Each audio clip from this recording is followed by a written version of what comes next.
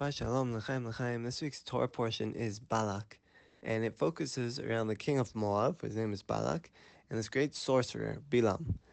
And they say that as great as Moshe Rabbeinu was for the side of good, there was Bilam for the side of bad. And basically, the plot in a nutshell is Balak goes to Bilam, he sends these dignitaries to go and meet him, and Bilam sends them away, until eventually Bilam says, you know what, okay, I'm coming. And this is against Hashem's wishes. He speaks to Hashem, in the course of the night, and Hashem says, don't go. And then Hashem says, if you want to go, go. And Bilam jumps at the opportunity, he goes with them.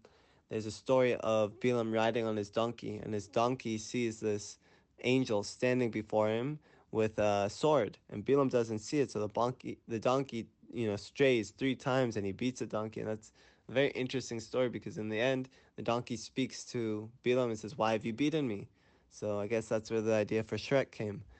From there's the main idea, the main plot, which is that Bilam and Balak go to 3 different places on these mountains, and they try to curse the Jewish people.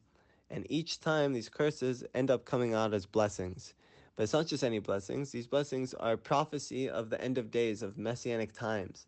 They say how the Jewish people will dwell alone above all the nations, will dwell in peace, that we'll reclaim all of our land, that will destroy all those nations that oppose us.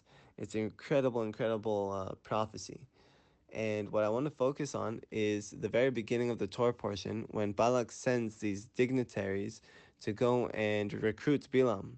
And they, bring all sorts of, sorcery tools, whatever he might need, so that he can come with them immediately. And he has them sleep there because Bilam only prophesied at night through the course of dreams. And it says that Hashem wouldn't allow him to go. Hashem obviously doesn't want him to curse the Jews. He says, you can't. These people are blessed. You can't do it in any way. But Bilam really wanted to. So every time he would come back, he would say no. They would send greater dignitaries. And eventually Bilam says, okay, Hashem, they keep coming. He says, listen, if you want to go, go. He says, great, and they go. And Rashi says on this verse, that Hashem leads a man in the way that his heart desires. And I find it to be such a potent idea, because what it's saying is that whatever you want in life, Hashem will give you. You just need to know what is the right thing. And many people don't know what it is. They think money is the right thing, that if I pursue money, Hashem will give it to them. And when He gives it to them, they actually don't know what to do with it. And they see that it doesn't give them meaning, it doesn't give them joy or happiness. Some people devote their whole life to their children. And it's great, it's very important, it's very good that you do that. But one day your children grow up and they go. And you need to know, okay, well, this isn't all it's not all about this. Yes, life is about children. Yes, it gives your life meaning. But there's more to the story. You need something eternal. And I think Hashem gives us the answer in this week's Torah portion. These prophecy about the end of days, about the messianic time, is our goal. And he says that's what you should aspire to. That's what your heart should lead you to.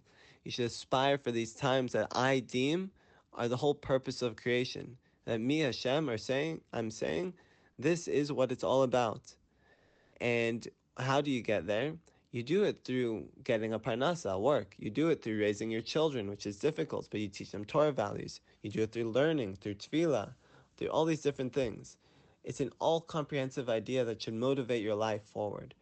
And I think when we focus on this goal, focus on this idea of Mashiach, and pursue that with all our heart, Hashem will bring it to us.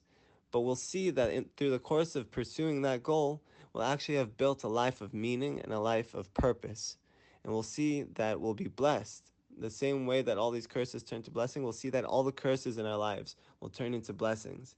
So B'ezrat Hashem, we should merit to have these messianic times immediately, to see all the curses in our lives as blessings, and to have meaning and purpose in our lives. Shabbat Shalom.